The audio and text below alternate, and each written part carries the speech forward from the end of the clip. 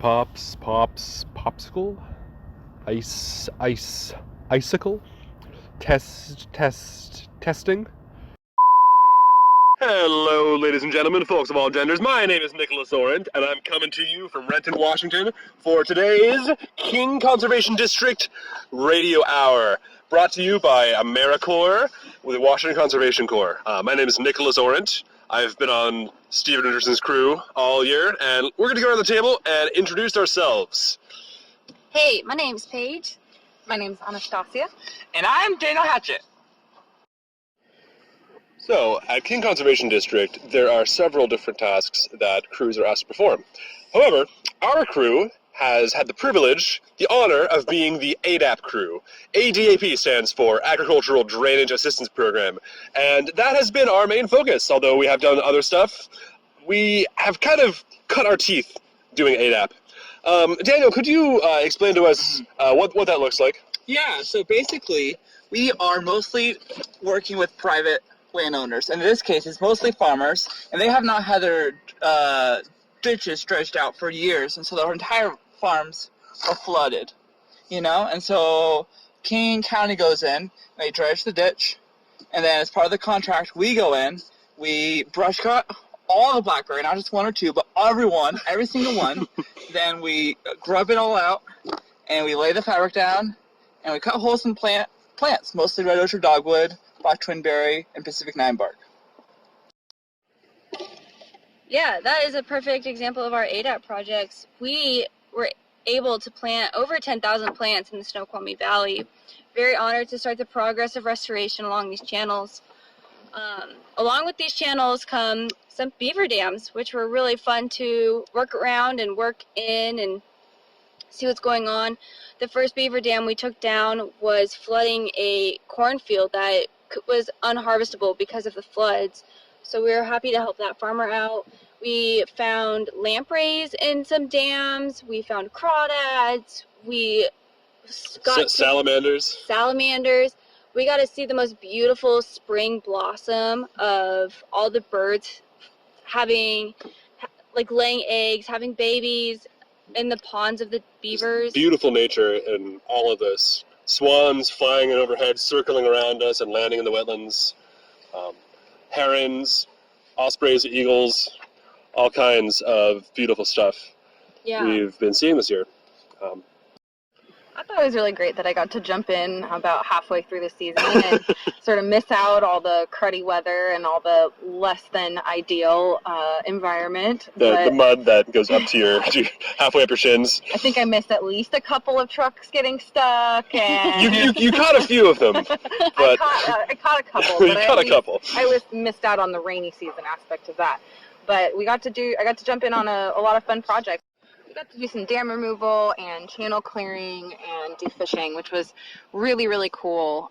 We were able to literally get into the rivers and pull out the mud and sticks and everything from those dams and basically notch them down to restore drainage. It was really, really fulfilling. At one of our sites, there was absolute mud and muck and no sign of water or anything, and then as soon as we were done with that project, there was full drainage restored to that area. You know, one of the cool things about ADAP was all the cows. There's a time, remember Paige, when you went sprinting after some baby cows because of... I didn't sprint after the cows. Someone left the gate open and the cows were going to get out of the gate. So I sprinted to shut the gate and scare the cows away. And you lost your boot. You were hopping on 1 foot. You were hopping on 1 foot. That's information. I couldn't let the cows out. They were so cute. I remember them just lying that puddle of hay. Oh my God. Baby cows give me life. The first time they ever got on the grass fields, they were jumping around. And getting to see the different agricultural practices, to put it one way. Very happy baby cows on one site. Another site, there was a severed cow head that the farmer just left sitting for his dog to chew on. Ew. And it was there for weeks, Ew. Anyway. I remember one of the best sites was the Montessori. It was so cool. There were alpacas and stuff, and it was great. There were alpacas. I remember befriending one, and I remember that day I had 5-day-old turkey on plain wheat bread, and it was the worst sandwich I ever packed. And I just had like some plain trail mix in a box, and it was like sitting to the side, and there was like spinny a playground. Yeah. One of those like spinny playground toy things. Yeah, and I was like sitting on it with my lunch, and Paige just came and was like, I said, hold on to your lunch, and I started spinning. and I was so scared for myself. I did not hold on to my lunch. Well, she only gave you like a half second to actually, like, before you could even register what was going on. You just. There's turkey all over the place. There are peanuts all over the place. I really hope none of those kids are allergic to peanuts. Me too. Yeah, we never let Paige forget that. Nope. One of the highlights of our year was definitely our Spike to Spokane. We road tripped all the way out there, full on across the state, and helped in distributing the vaccine to COVID-19 to the people of Spokane County. We were there in an assistance role, helping the National Guard and the State Department of Health in giving vaccines. Most of the time, what I did was schedule appointments. I liked the security of the ticket booth, whereas other people did other things. Paige, what did you do at the COVID vaccine site? I did just about anything I could. Made appointments, made second appointments, helped with line assist, created paperwork, quality control paperwork, and yeah. Anastasia? Yeah, I did about the same. I really enjoyed being able to cycle through each one of the jobs. There were a lot of different options to choose from throughout the day, so it was pretty nice to have that variability in our day. It feels really good to be part of helping end the pandemic, and I feel like we have done our part in that. So that was definitely a highlight, and just being out there in Spokane with the crew, getting to explore a new place was really fun as well.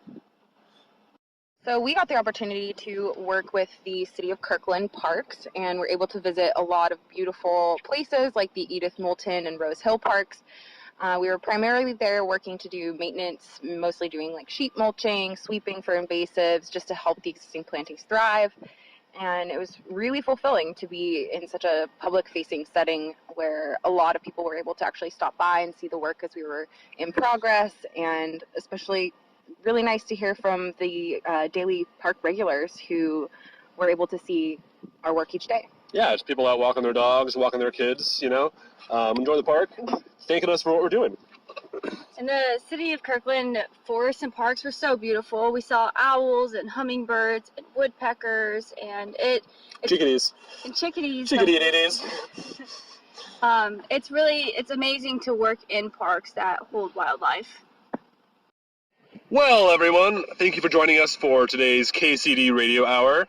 I hope that this has been enjoyable for you as it was for us recording, and not just recording, but actually doing the deeds mentioned in this podcast. Thank you all for joining. This is Nicholas Orant signing off. Dana Hatchett signing off.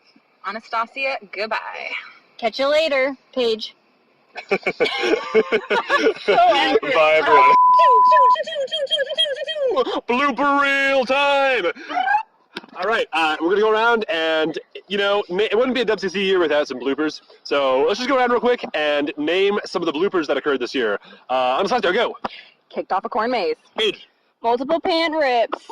The time that we got shocked by electric fences. Cow standoffs. Getting pant rips by beaver sticks. The time that we thought it was a great idea to put our live stakes, basically sticks of species that beavers eat right next to a beaver lodge. Guess what happened? Stolen.